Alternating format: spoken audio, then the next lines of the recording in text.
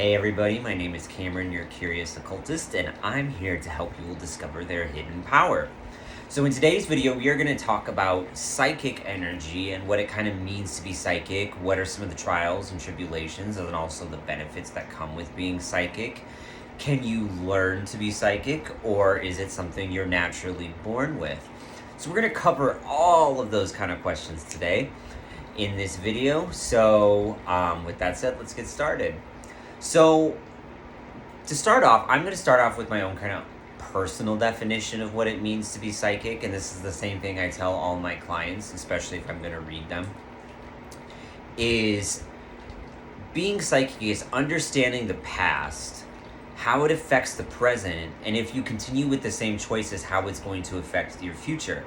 Now, the cool thing about choice is that choice will alter where we go and a certain direction, which is, again, why I personally don't necessarily, I believe in fate to a degree, but there's also, again, probability, and there's a bunch of different ways you can go.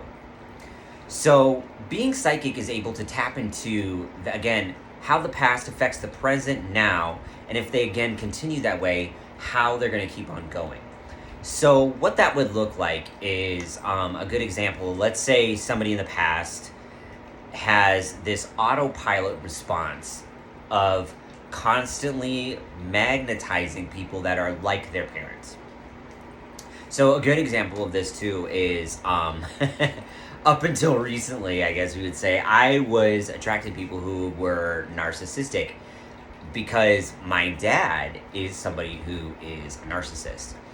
And so, I know this is going to sound creepy and it's going to sound a little gross, but you kind of attract people sometimes that are like your parents or that remind you of certain family members.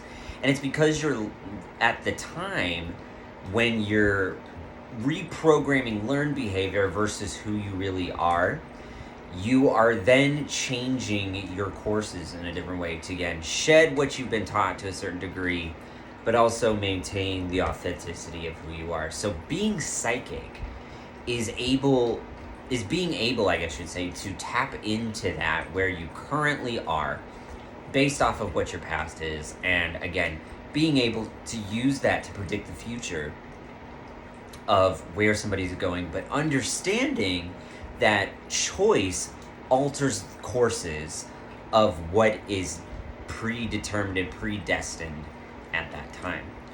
So another good example of this too is I was, I guess as a naturally born psychic, and what I would do, especially having that being a higher empath as well on top of being psychic, I would most likely try to save people from themselves. So I would predict a lot of things. I would try to save people from themselves. I'd be like, no, don't make that decision. I'm going to have to watch you hit the brick wall. And a lot of kind of what came of that when I would try to save people from themselves, especially being psychic, is they would blame me for missing out on shit. They would, let's see what else. They would, of course, gaslighting was major. They'd be like, no, you're full of it. That's not true. And then when it went wrong, they'd be like, well, why didn't you, prevent me from this? And a lot of it, especially the biggest one, was when I was growing up being psychic. I got called weird by my mom all of the time, and I carried that into adulthood. And so I was like, oh my gosh, I'm weird, I'm socially awkward, people don't understand me. And come to find out, especially now when you're an adult, that it's like, no, people actually kind of like you. You're just the only one that thinks that way. So and also another one thing too that comes with it is sometimes, especially when you are psychic and you're really good at being and predicting a lot of this stuff, people will kind of treat you like a vending machine. And they will be like, all right, here's the money now. Tell me this, predict something for me. Tell me what to do, make my decisions. And that's not how psychic ability, I guess, always should be used. Because with psychic ability, you can tap in, and you can tap, it's what we call like head tapping into people, where you tap into their thoughts and you tap into their emotions. And you understand, especially when you understand mind-heart coherence, which is mind being a representation of our thoughts fueled by our emotions that produce results in our external environment. So with that, when we get those external results, again, maybe that we may or may not be looking for, psychic ability, again, allows us to tap into, again, that sort of like, okay, let me tap into your autopilot, let me tap into your thoughts, let me tap into your emotions, all at the same time, to tell you the kind of course of where you are at right now. Understanding, too, that you can change the course all the time. Because another good example of this is I would predict stuff for people, and they would be like, well, I'm just going to prove them wrong, and I'm going to make this other choice. And I'm like, yeah, that's fine. That's what you do. You have choice. Choice allows us to change course. Choice allows us to move and shift and almost, I want to say, sometimes go against fate in some cases, or what might seem like fate at that time. This is where we can bring in a lot of other stuff like manifestation and, again, working with probability, all sorts of stuff. But with being psychic, again, it's just an energetic connection to people's energy, to the outside world around us, to the inside world in people as well. It's tapped into a lot of stuff. So how, I guess, because I was born psychic and I was able to predict this stuff as a kid, doesn't mean that you can't learn to be psychic. So a good way to learn to be psychic is working right here with your pineal gland or the third eye chakra up here in your forehead. And what it's going to feel like when you start to open that, it's going to feel like somebody's like tapping on your forehead right in the center in this. It's going to feel not necessarily, sometimes you may get headaches, but for the first time when you do it, it is really expansive. So you should know before opening it as well that you are opening an energetic channel to receive a lot of different types of energy if you don't know how to ground it and focus it and maintain it. It is just like anything else, a practice, a consistency, and an exercise. So the more you work at it, the more it's open, but the also understanding that the more you open it, the more you are susceptible to see and feel and inherit people's programmed thinking, which is why grounding especially is so crucial, which I talked about in a previous video. It's a good way to balance all of this stuff, and it is a good way to know things ahead of time, because as you can easily predict for other people, you can also psychically predict for yourself. But that takes a lot of self-reflection, shadow work, understanding yourself, really, again, getting to the deeper core issues of how you operate. So just as much as you could tap into other people's energy with psychic ability, you can also tap into your own.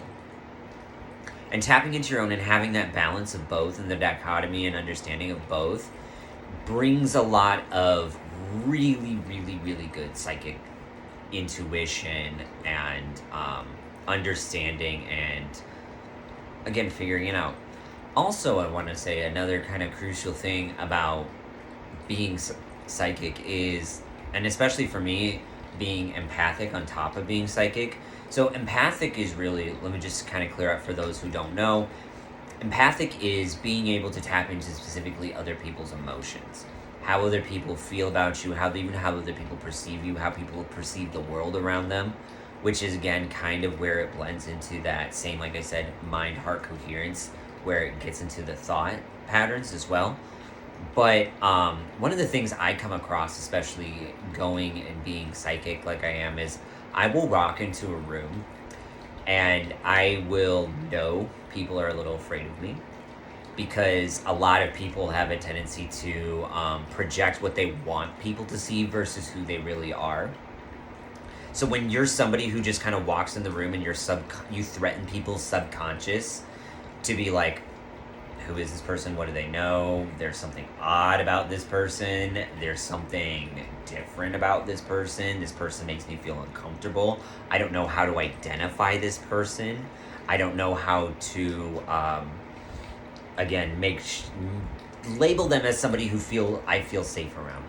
So that is kind of one of the things with being psychic is you will be misunderstood, flat out. You're going to get people who don't believe in you. You're going to get people who think you're going to gaslight you.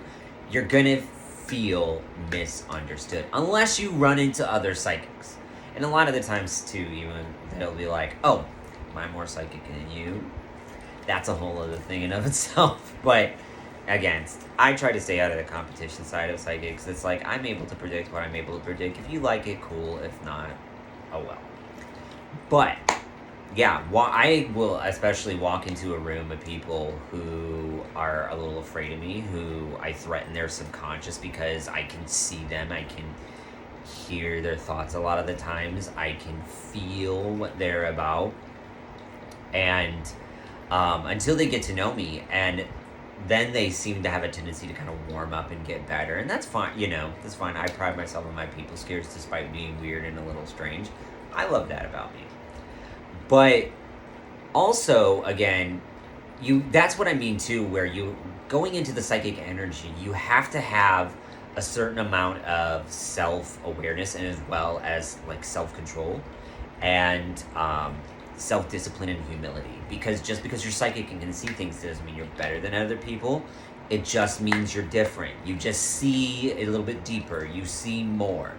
You feel more and you experience it more. And like I said previously, it doesn't, like anything or with any kind of gift, it's not that it doesn't come without its trials and tribulations. Like anything, it does. And that's the thing, is to be psychic is to just understand that you're different. You see deeper, you feel deeper, you understand things, you appreciate the darkness as well as the light, and to tap into that and use it as a way to help people, again, is, I think, the best thing you can do with it.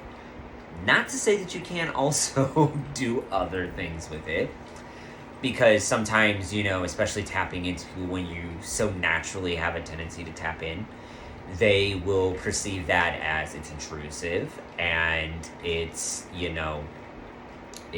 violating boundaries, you're going into places you shouldn't, and to a degree, like I said, that's right, that's fair. But it's about, again, knowing what you're capable of, setting your own kind of personal boundaries, which is why in some of these other videos I talk about values and boundaries, because when you set those, especially with being psychic on top of it, it allows you, again, to not be so intrusive, to really just kind of connect with people versus feeling isolated, and using it and these tools and gifts and abilities to be able to help people, to say, like, again, listen, I'm not a vending machine that you can just put the coins in and I'm going to tell you your psychic future like that. I'm creating awareness in you to recognize your patterns so that you can learn and grow and evolve outside of your current circumstances to bring about the change you so desperately seek, but are just, again, a little misguided and a little like, which crossroads do I go down? That's really what, again, I personally feel is kind of like the good intention of being psychic and using that ability to able to help people. So I know there's a lot of people who are, waking up to their psychic abilities and waking up to, oh my gosh, I'm in these all overwhelming connections of things and connecting with people. And it can be a little overwhelming sometimes, but the way to ground and center and balance it is, again, like I said, do a lot of grounding, do a lot of centering meditations. If you're going to open your third eye, also be able, as much as you're pulling in, be able to release as well. Because it is a lot of energy and your body can only handle so much energy because we are in this human form. But channeling psychic ability can help you, and it can help others figure out where they need to go, especially if they're lost. So, to my psychic people, to my people who want to learn to be psychic, to all of that, like, I hope you resonate with this video. I hope you connect with this, and please like, share, and subscribe. It helps me out a lot. And again, I hope to create more videos like this and help all of you in the future.